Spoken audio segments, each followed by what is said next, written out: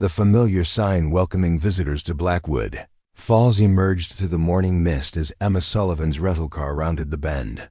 50 miles from Boston, but centuries away in atmosphere, the small Massachusetts town hadn't changed much. In the 15 years since she'd fled, Emma's knuckles whitened around the steering wheel as she passed the weathered cemetery on the outskirts of town.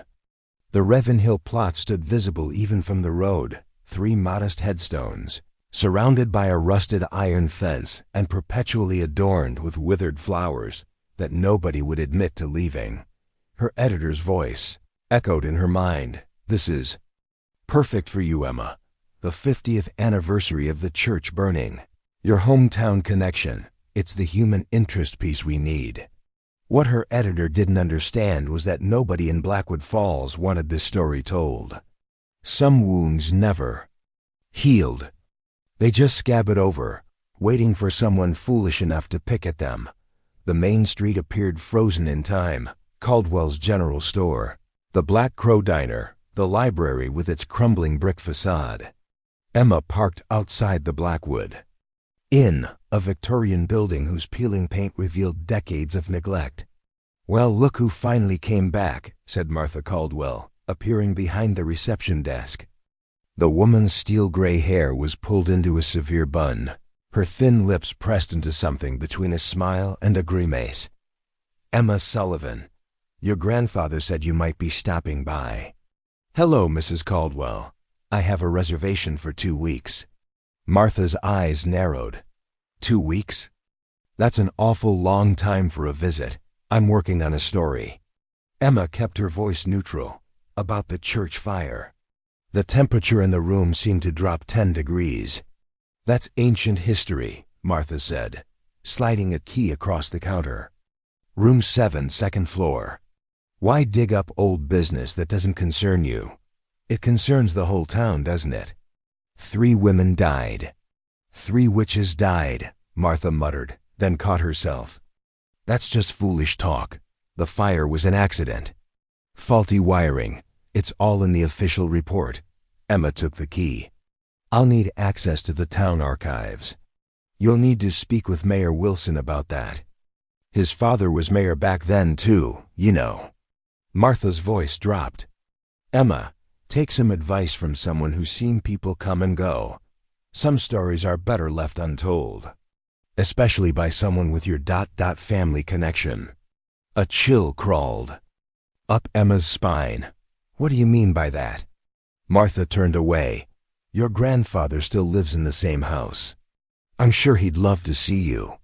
Emma carried her suitcase upstairs, the floorboards creaking beneath her feet. Room 7 was small but clean, with a view of the town square, and beyond it, Ravenhill, the wooded elevation where the church had once stood. She unpacked her laptop and pinned several photographs to the wall, newspaper clippings of the fire, old portraits of the 3 sisters, and an aerial view of the church before it burned.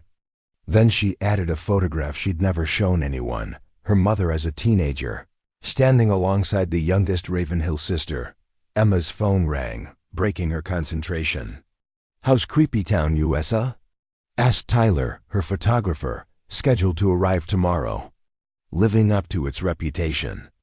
I've been here less than an hour and already got my first warning to leave the past alone. Sounds promising." "There's something here, Tyler. Something they've been hiding for 50 years. After hanging up, Emma opened her notebook and wrote, "Why are they still afraid after all this time? What really happened the night the Ravenhill church burned?" She glanced out the window as the afternoon light faded. A figure stood on the edge of the town square, staring up at her window. An elderly man with a cane, her grandfather. He raised his hand in a gesture that might have been a greeting or a warning before turning away. As darkness fell over Blackwood Falls, Emma could have sworn she heard distant singing carried on the wind, coming from the direction of the hill where only ashes and stone foundations remained. The town archives occupied the basement of Blackwood Falls Library, a damp room filled with metal shelving and the musty scent of decaying paper. Mayor Wilson had reluctantly granted Emma access after a tense 15-minute meeting during which he repeatedly emphasized the tragic but thoroughly investigated nature of the church fire. "My father's official inquiry concluded it was faulty wiring," he'd said, not meeting her eyes. "I don't see what new angle you could possibly find after 50 years. Now surrounded by dusty boxes and yellowed newspaper clippings, Emma understood why the mayor had been nervous. The official record was suspiciously thin. "Can I help you find something specific?"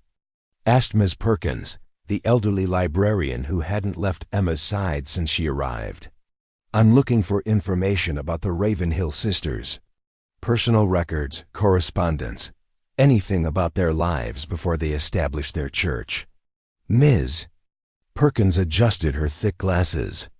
"Those records were mostly lost in the fire." "Mostly? So some survived?" The librarian hesitated. "There might be some personal effects in storage. I'll have to check." When Miss Perkins disappeared upstairs, Emma quickly photographed what little she could find. Town council meeting minutes showing repeated complaints about the sisters' church, police reports of disturbances on Ravenhill property, and a partial list of church members. She froze when she saw a familiar name on the list. Sullivan. Margaret. Her mother. The sound of footsteps on the stairs made Emma quickly return the papers to their folder. "Found a box that might interest you," Miss Perkins said, placing a small cardboard container on the table. "Personal items recovered from the church grounds after the fire." Inside were scorched books, melted candle remnants, and a small leather journal with a partially burned cover. Emma carefully opened it to find handwritten entries by Constance Ravenhill, the eldest sister. "Can I borrow this?" Emma asked. "That's not our policy. Just overnight. I'll return it tomorrow morning." Ms. Perkins seemed conflicted. "Your grandfather was always good to this library. Fine. Sign it out properly." Later, at the Black Crow Diner, Emma studied the journal while picking at her meatloaf. The entries were mundane at first: herb garden notes, meeting schedules, personal reflections. But several passages caught her attention. March 12, 1973. Another threatening letter today. "The town council grows bolder in their accusations. If they knew what we were protecting them from, they would fall to their knees in gratitude rather than fear." April 8, 1973. Young Margaret Sullivan shows remarkable potential. Her grandmother had the gift too, though she denied it. The bloodlines. "Remember, even when families choose to forget." The waitress refilled Emma's coffee cup. "You're Robert Sullivan's granddaughter, aren't you?" Emma looked up. "Yes. Did you know him?" "Everyone knows Sheriff Sullivan." The waitress, whose name tag read Diane, lowered her voice. "He was never the same after the fire. None of them were." "What do you mean?" Diane glanced around nervously. "I shouldn't be talking about this, but my mother attended the sisters' gatherings sometimes. She said they weren't what people claimed. They were healers, using old knowledge passed down through generations. Why were people afraid of them? People fear what they don't understand. And powerful women have always frightened weak men." Diane straightened as the bell above the door jingled. "Speak of the devil." Robert Sullivan stood in the doorway, his 78-year-old frame still imposing. He spotted Emma and approached slowly. "Heard you were in town," he said, his voice gravelly from decades of cigarettes. "Hello, Grandpa. You're poking at things best left buried." Emma closed the journal. "Like what happened to Mom after she left Blackwood Falls." A muscle twitched in the old man's jaw. "Your mother made her choices, did she? Or was she running from something?" Robert's weathered hand gripped his cane tightly. "Come by the house tomorrow. There are things you should know before you go. Further with this ... story of yours." As he turned to leave, he added, "And Emma, be careful who you trust in this town. The fire may have been 50 years ago, but some flames never truly die out." That night, Emma couldn't sleep.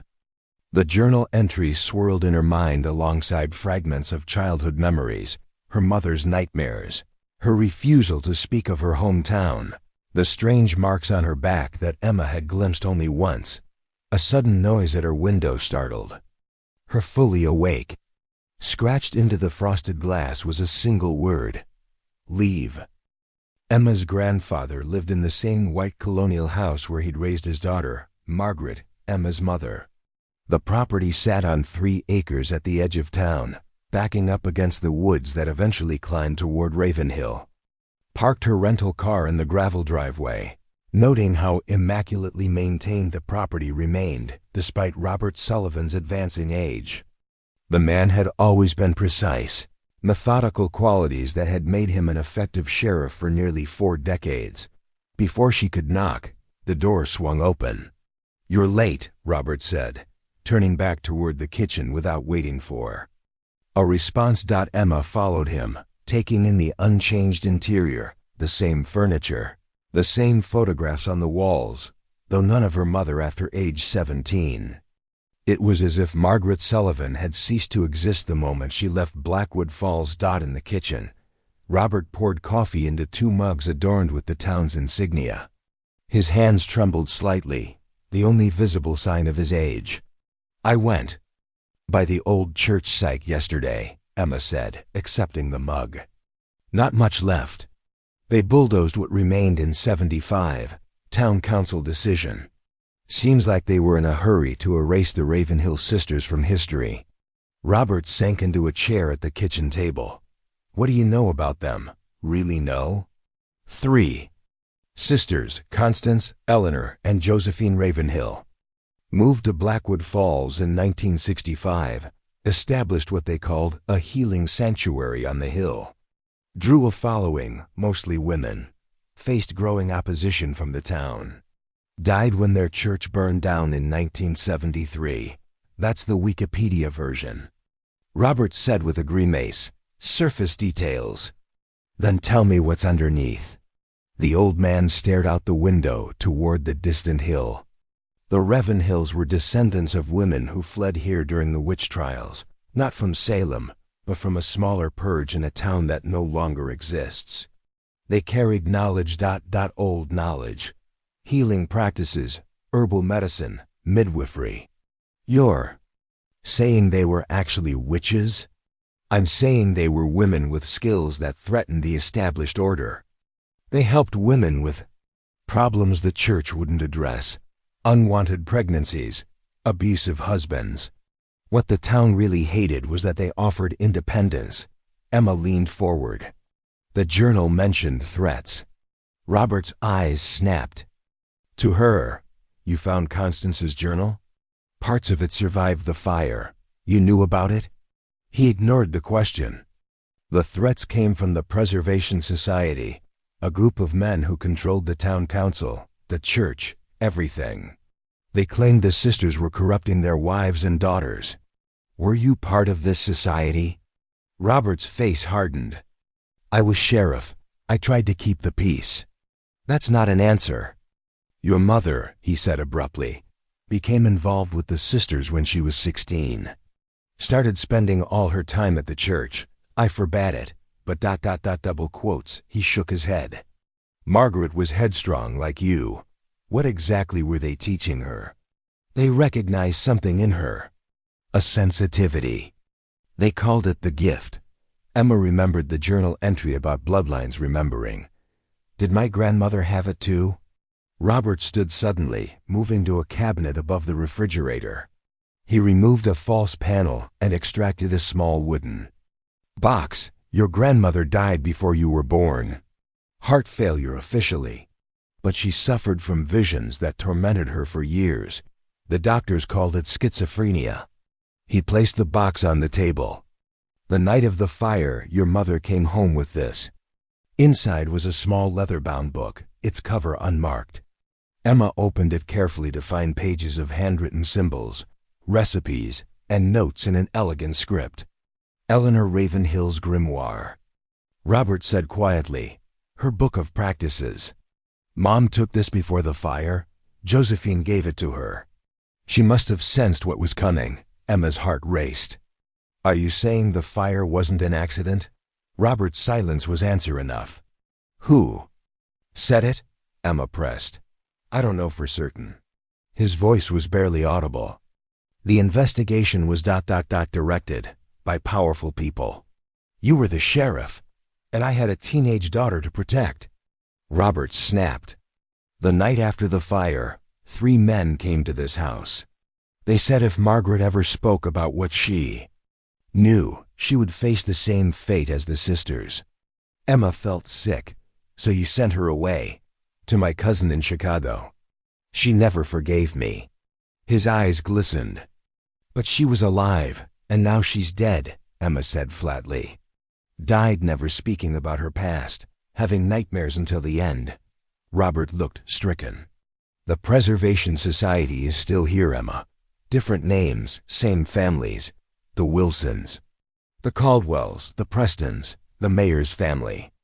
3 generations of Wilsons have kept this town's secrets, and they'll do anything to continue. As if on cue, Emma's phone buzzed with a text from Tyler. Just arrived in town. Some weird guy followed me from the bus station. Meeting now? I need to go, she said, standing. Robert grabbed her wrist. Emma, listen to me. Your mother had the gift. The Ravenhill women recognized it. And you ... What about me? You have it too. The dreams, the intuitions. Margaret wrote to me about your episodes as a child. Emma pulled away. I'm a journalist, not a witch. They're not mutually exclusive. Robert pushed the grimoire toward her. Take it. It belongs to you now. As Emma left, she noticed a car parked down the road, a black SUV with tinted windows. It pulled away as soon as she spotted it. The warning scratched on her window last night echoed in her mind. Leave.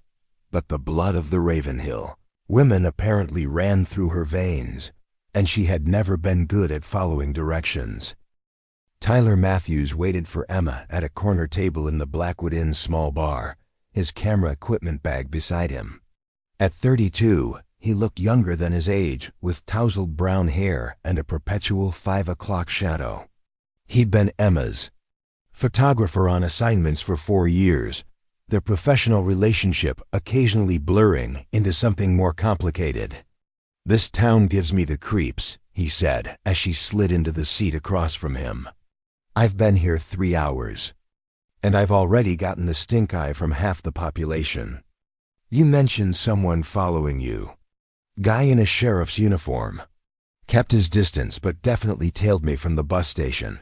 That would be Deputy Preston.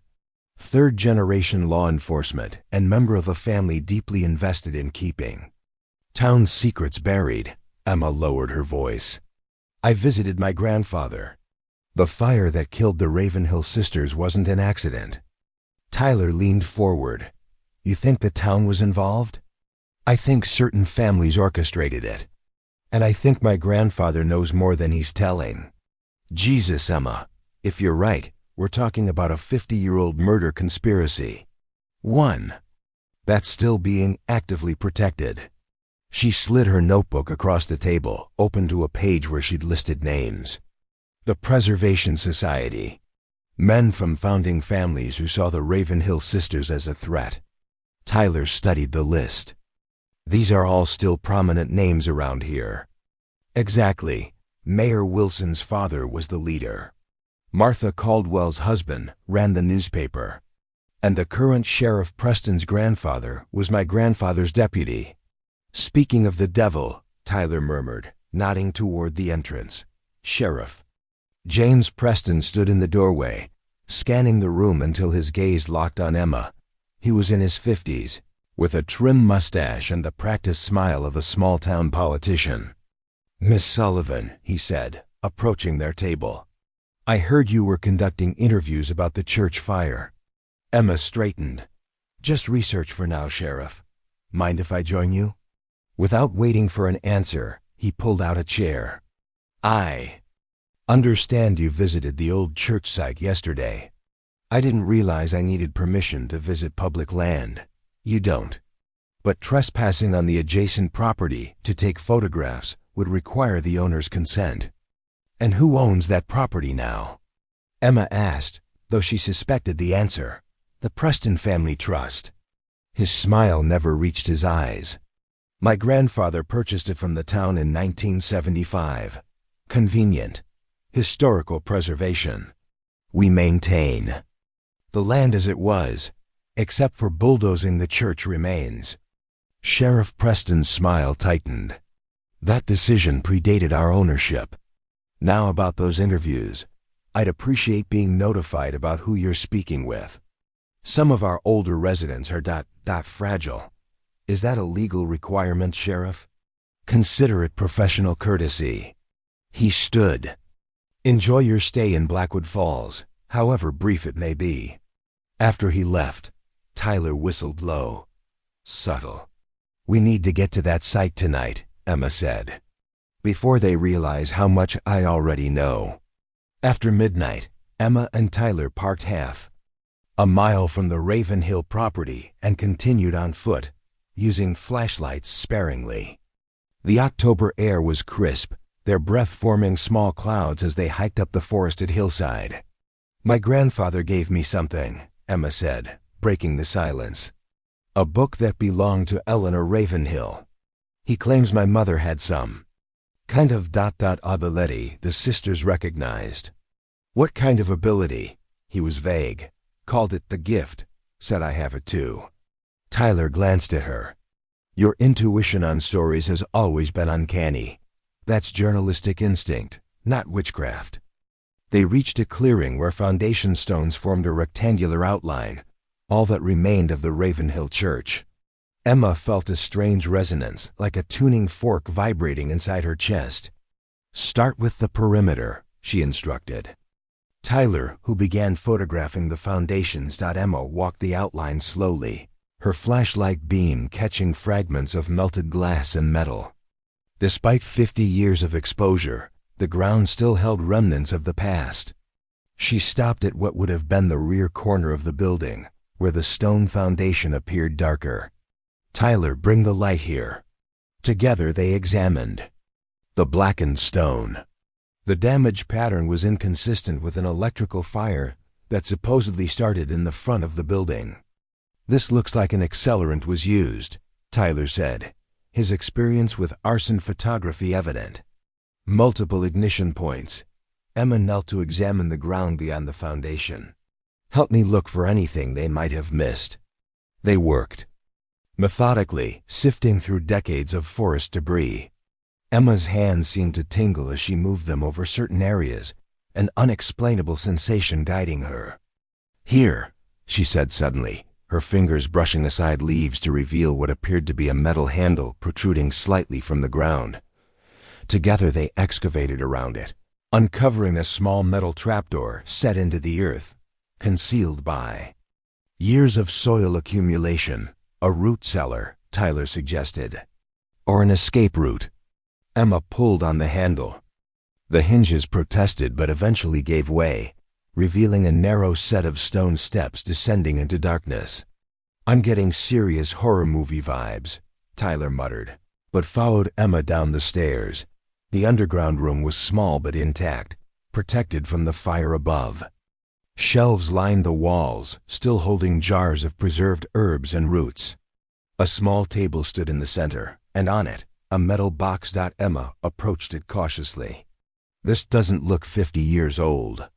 Someone's been down here recently, Tyler agreed, pointing to relatively fresh footprints in the dust. The box wasn't locked. Inside, Emma found newspaper clippings about the fire, a list of names, members of the Preservation Society, and photographs. One showed 3 men standing over what appeared to be a freshly dug grave in the woods. Emma recognized a younger version of her grandfather among them. My God, she whispered. There's more to this than the church fire. A sound from above made them both freeze, footsteps crunching through leaves. We need to go, Tyler whispered. Emma quickly photographed the contents of the box and replaced it exactly as they'd found it. They ascended the stairs to find the night still empty, but a palpable sense of being watched followed them all the way back to their car as they drove back toward town. Emma's phone rang, an unknown number. "Miss Sullivan," said a woman's voice. "My name is Catherine Preston, Sheriff Preston's mother. We need to talk." "About what?" "About the real reason the Ravenhill sisters were killed, and why your mother was meant to die with them." The Preston estate sat on 10 manicured acres at the opposite end of town from Ravenhill. The main house, a sprawling colonial with white columns, projected old money and entrenched power. Catherine Preston greeted Emma at the door herself, dismissing. The housekeeper with a wave. In her 70s, she remained elegant, her silver hair pulled back in a chignon, her posture rigid with decades of practiced poise. "My son doesn't know I've contacted you," she said, leading Emma to a sunroom overlooking immaculate gardens. "And he mustn't find out." "Why the secrecy?" "Because James is his father's son and his grandfather's grandson." Catherine gestured for Emma to sit. 3 generations dedicated to protecting the town's secrets, including what really happened to the Ravenhill sisters. "And what was that?" Catherine studied Emma carefully. "You look like her, you know." "Your mother." Margaret had the same determination in her eyes. "You knew my mother?" "We all knew each other in Blackwood Falls, especially those of us who visited the sisters." Catherine poured tea from a silver service. "I was 23 when they came to town, newly married to Harold Preston, already trapped in a life I hadn't chosen." "You were part of their congregation?" "We never called it that. We were a circle. Women helping women, learning from women." Catherine's hands trembled slightly. "The sisters taught us about herbal medicine, midwifery, our own bodies, knowledge that threatened the men who believed they owned us." "The Preservation Society." Catherine's mouth tightened. "Self-important men protecting nothing but their own power. My husband was the treasurer. Your grandfather was a member, though reluctantly. He claims he was just trying to keep the peace." Robert Sullivan was caught between worlds. His wife, your grandmother, had the gift. He feared it, but he loved her. When she died, he blamed the sisters for encouraging her abilities, and my mother inherited those abilities. Margaret was special. The sisters recognized it immediately. They began training her specifically, preparing her to continue their work. Catherine sipped her tea. "The men couldn't allow that." Emma leaned forward. "Why tell me this now?" "Because history is repeating itself." Catherine set down her cup. "The Preservation Society still exists. Different name now, the Blackwood Heritage Foundation. Still the same families, still the same purpose. Controlling the town, controlling the power." Catherine reached for a leather portfolio beside her chair. "What do you know about the land where the church stood?" "Your family owns it now. My husband acquired it to ensure no one would ever discover what's beneath it." She withdrew several maps from the portfolio. "Blackwood Falls was built here for a reason, Miss Sullivan. The earliest settlers knew what the Ravenhill sisters rediscovered. This land sits on a convergence point." "A convergence of what?" "Energy, power, whatever you want to call it. The sisters didn't choose that hilltop by accident. It's where the lines meet." Catherine unfolded an ancient-looking map marked with intersecting lines centering on Ravenhill. "The men who founded this town knew about it, used it, then feared it when women began accessing it." Emma struggled to process this information. "You're saying they killed the sisters over ... what? Ley lines? Energy vortexes?" "I'm saying they killed the sisters because women with power have always threatened men who believe power is their birthright." Catherine's voice hardened. "The fire was meant to kill everyone attending the spring equinox gathering, including your mother, including me." "But you weren't there," Margaret warned us. She had a vision the night before, saw the men planning around Harold's dining table. She told Josephine, who sent most of us away. Catherine's eyes glistened. The sisters stayed behind to confront them. They knew what would happen. And my mother? Robert locked her in her room that night. It saved her life. Catherine leaned closer. But now you're here, asking questions, just as they're preparing to build on that land for the first time in 50 years. What are they building? A historical center. The perfect cover to finally seal off what lies beneath the church. Site. The convergence point. Catherine gripped Emma's wrist suddenly. Your timing isn't coincidental, Miss Sullivan. Just as your mother's gift warned her, yours has brought you back. Emma pulled away gently. I'm a journalist investigating a story. Are you? Catherine smiled sadly. Then explain how you found the underground chamber without knowing it existed. Explain the dreams you've had since arriving of 3 women. Calling your name, Emma stared at her, unnerved. She hadn't told anyone about those dreams. I was the last initiate before the fire, Catherine continued. The circle was broken that night. But it wasn't destroyed. What does that mean? It means there are still women in Blackwood Falls who remember. Who wait. Catherine stood, moving to a bookshelf where she removed a small wooden box. This belongs to you now. Inside was a silver pendant, a circle containing 3 interconnected spirals. The Triskel, symbol of the sisters and what they protected. Catherine pressed it into Emma's palm. Wear it tonight. The others will recognize you. What others? The circle remains unbroken, Miss Sullivan. Daughters and granddaughters of the original women. We've been waiting for someone with the bloodline to return. Catherine glanced at the window. My son will be home soon. You should go. As Emma left, Catherine called after her. The ground beneath the old foundation opens fully only 4 times a year, during the equinoxes and solstices. The fall equinox was 2 weeks ago. If they seal it before winter solstice, what sleeps there will be lost forever. In the car, Emma examined the pendant, its silver surface catching the afternoon light. Despite her skepticism, she slipped it around her neck, tucking it beneath her shirt. Back at the inn, she found Tyler reviewing the photographs from the underground chamber. You're not going to believe this, he said, turning his laptop toward her. In the background of this shot, look at the wall behind the table. Emma peered at the image. Barely visible in the dimness was a carved symbol, 3 interconnected spirals. The same symbol now resting against her skin. The Black Crow Diner was nearly empty when Emma arrived that evening. The pendant Catherine had given her concealed beneath her sweater. She chose a booth near the back, ordered coffee, and waited. Catherine's words echoed in her mind. The circle remains unbroken. Was she really about to meet some secret society of women connected to the Ravenhill sisters? The rational journalist in her was skeptical, but something deeper, something she'd spent years ignoring, resonated with the possibility. Mind if I join you? Emma looked up to find Diane, the waitress who'd mentioned her mother's connection to the sisters. Tonight she wasn't wearing her diner uniform, but jeans and a flannel shirt, her blonde hair loose around her shoulders. Please, Emma gestured to the seat across from her. Diane slid into the booth.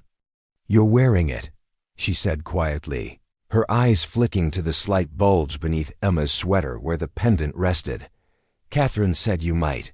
You know Catherine Preston? I'm her granddaughter, James's daughter. Diane smiled at Emma's surprise. The sheriff doesn't advertise having a rebellious daughter who works at the diner instead of attending law school. A second woman approached, Miss Perkins, the librarian, looking less severe with her hair down and glasses replaced by contacts. This is Alice, Diane introduced her. Her grandmother was Eleanor Ravenhill's closest friend. Soon they were joined by 3 more women. Maya, a young doctor at the town clinic.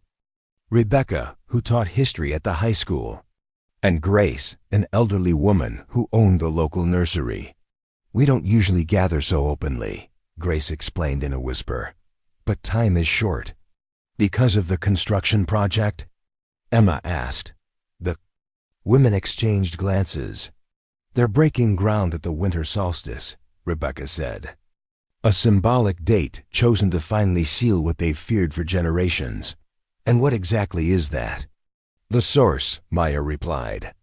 The sisters called it the wellspring, a convergence point where certain energies meet. Emma tried to maintain her journalistic detachment. You're talking about supernatural forces? We're talking about natural forces science hasn't fully explained, Alice corrected. The sisters understood them, used them for healing, for insight. Your mother was being trained to be their successor. So I've been told, but I'm here investigating their murder, not whatever this is. They're inseparable, Grace said firmly. The men who killed them did so because of what the sisters protected and what your mother would have inherited, responsibility for the wellspring. Emma took a deep breath. Assuming I believe any of this, what does it have to do with me now? The sisters are dead. My mother is dead. The bloodline isn't, Diane said simply. You found the underground chamber without being told it existed, didn't you? Felt drawn to specific spots? Emma couldn't deny it. That's the blood of the Ravenhill. Women in your veins, Grace said. Your grandmother had it. Your mother had it. And you have it. What exactly do you want from me? We need to access the chamber during the dark moon, Rebecca explained. 3 days from now. It's when the boundary between the surface and what lies beneath is thinnest. And what lies beneath? Records, Alice said. The true history of this town, evidence of what happened 50 years ago. And the sisters' most sacred texts, hidden in a vault beneath the altar stone. Evidence I could use in my story? Evidence that could expose the men who committed murder, Diane confirmed. Including my grandfather and great-grandfather. Emma studied the women surrounding her. Their earnest faces reflected a mixture of hope and determination. There's something else, Grace said hesitantly. Something we haven't told you. Of course. There is. The night of the fire, not all the sisters died. Emma stared at her. What? Josephine Ravenhill, the youngest, escaped through the underground passage, Grace continued. Badly burned, but alive. She was hidden by women from the circle, moved from house to house. For 50 years? That's impossible. She'd be over 100 now. She died last year, Alice said softly. Age 103. Her final request was that the circle find Margaret, Sullivan's daughter, and bring her home when the time was right. How would she even know about me? Your mother wrote to her, Deanne explained. Not directly, it was too dangerous. They corresponded through intermediaries for years. Josephine knew about your experiences as a child. Emma felt a chill. What experiences? The dreams. The knowing things before they happened. Sensing people's intentions. Grace reached across the table to take Emma's hand. You suppressed it as you grew older, convinced yourself it wasn't real. It was true. As a child, Emma had known things. Who was calling before the phone rang? When a storm was coming despite clear skies. What people were feeling despite their words. Her mother had never seemed surprised, only sad, as if she'd expected it, but hoped otherwise. This is crazy, Emma murmured. Is it? Rebecca asked. Or is it simply outside your comfort zone as a journalist who deals in verifiable facts? Emma withdrew her hand from Grace's. Even if I believed all this, what exactly do you expect me to do? Open the vault, Maya said simply. It's sealed with a bloodlock. Only someone of Ravenhill descent can access it. But I'm not. Your grandmother was Constance Ravenhill's cousin, Grace interrupted. The connection was kept secret because of the witch trials in their family history, but the bloodline is direct. Why do you think the sisters took such an interest in Margaret? Emma felt the room spinning slightly. My grandfather never mentioned this. Robert Sullivan married Eleanor's cousin without knowing her true heritage, Alice explained. When he discovered it, he was already in love. But he made her promise to hide that part of herself. When your mother began manifesting abilities, it reopened old wounds. Emma stood abruptly. I need time to think. We don't have time, Diane insisted. My father knows you found the underground chamber. They've posted guards at the property. Line, the Dark Moon is our last chance before they increase security for the groundbreaking. I'm sorry, Emma said, backing away. This is too much. Outside in the cool night air, Emma tried to steady her breathing. The pendant seemed to pulse against her skin, uncomfortably warm. Her phone buzzed. Tyler. Emma, where are you? His voice was urgent. Someone broke into your room. All your notes, the grimoire, everything's gone. I'm on my way, she said. Hurrying toward her car, she didn't notice the black SUV parked across the street, or the man inside watching her through binoculars. Sheriff James Preston raised his radio. She's leaving the diner, alone. A voice crackled back. What about the others? Still inside. My daughter's with them. A pause then. You know what needs to be done, James. The sheriff started his engine. Yes, Mayor, I know. Emma's room at the Blackwood Inn had been methodically ransacked. Drawers emptied, mattress slashed, her research notes scattered and trampled. Eleanor Ravenhill's grimoire was nowhere to be found. They took my camera and laptop too, Tyler said, running a hand through his hair. All our photos from the underground chamber, gone. Emma touched the pendant beneath her shirt. Did you call the police? And report it to the same sheriff who's been following us? I don't think so. Smart choice, said a voice from the doorway. They turned to find Diane standing there, slightly breathless. You need to come with me, now all of you. Her eyes darted to the window. They're mobilizing. The Heritage Foundation called an emergency meeting an hour ago. How do you know that? Tyler asked. My father's the sheriff, remember? I overheard his call with the mayor. She stepped into the room, lowering her voice. They're going to seal the chamber tonight. They know you found it, and they know what's inside. Emma hesitated only briefly. Where are we going? Somewhere safe. Then, T.O. Ravenhill. 20 minutes later, they pulled up to Grace's nursery on the outskirts of town. The greenhouse lights cast an ethereal glow through foggy glass as they hurried inside. The other women from the diner were already there, gathered around a large wooden table covered with maps and old photographs. Grace handed Emma a steaming mug of tea. Drink. It will help clear your mind. Emma sipped cautiously, surprised by the pleasant herbal taste. Almost immediately, a warmth spread through her body, and the mental fog that had plagued her since arriving in Blackwood Falls began to lift. What is this? One of Josephine's recipes, Grace replied. For clarity and protection. Rebecca spread out a detailed map of Ravenhill. They've posted 2 guards here and here, she said, marking the main access paths. But there's a third, way up through the old quarry that they don't know about. What exactly is the plan? Tyler asked, looking increasingly uncomfortable with the cloak and dagger atmosphere. Get Emma to the chamber, Maya explained. Open the vault. Retrieve the evidence of what really happened 50 years ago. And the grimoires, Alice added. The sisters' most powerful texts. I thought we were pursuing journalism, not... Whatever this is, Tyler said to Emma.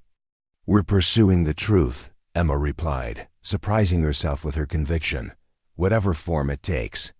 The pendant against her skin seemed to pulse in agreement. They set out just after midnight, 3 cars taking separate routes to converge near the abandoned quarry.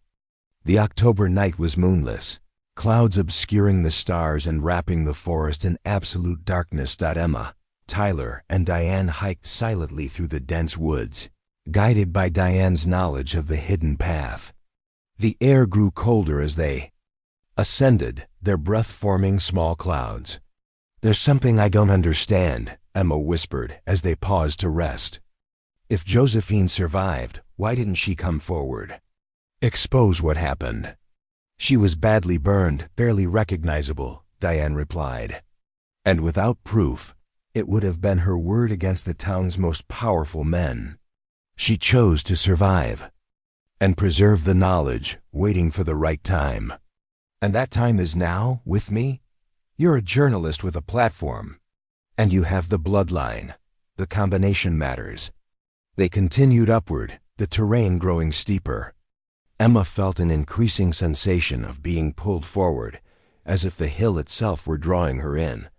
Finally, they reached a small clearing half hidden by pine trees. The other women were already there, forming a loose circle around what appeared to be a natural rock formation. "This is the original entrance," Grace explained, brushing away decades of vegetation to reveal a narrow gap between boulders. "The sisters used it before building the church. How do you know all this?" Tyler asked, his journalistic skepticism evident. "Josephine taught us," Alice replied simply. "And we've kept the knowledge alive for 50 years. Rebecca consulted her watch. It's almost time. The dark of the moon reaches its peak in 7 minutes. Grace handed Emma a small bronze knife with symbols etched into the handle. "When you reach the vault, you'll know what to do." Emma stared at the blade. "You expect me to cut myself?" "Just a drop," Grace assured her. "The lock requires Ravenhill blood to open." The rational part of Emma's mind screamed that this was madness. Yet something deeper, something that had guided her entire journalistic career, told her this was right. This was why she'd come home. "We need to hurry," Diane urged, glancing nervously over her shoulder. "My father will figure out we're here eventually." One by one, they squeezed through the narrow passage, descending into darkness broken only by their flashlights.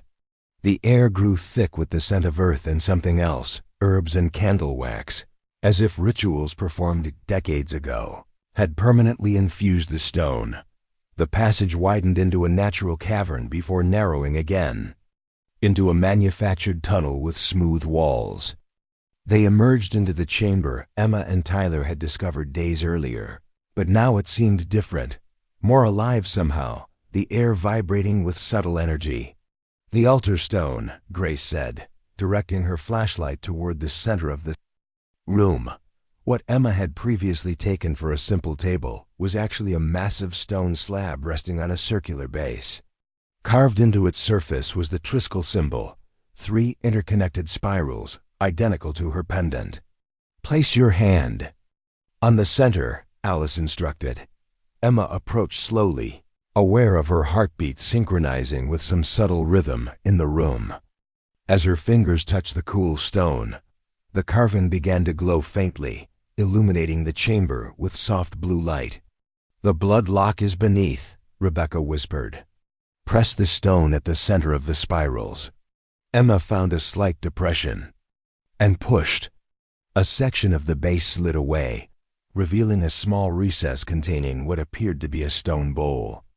"Now the knife," Grace said. Emma hesitated only briefly before pricking her finger and allowing a single drop of blood to fall into the bowl.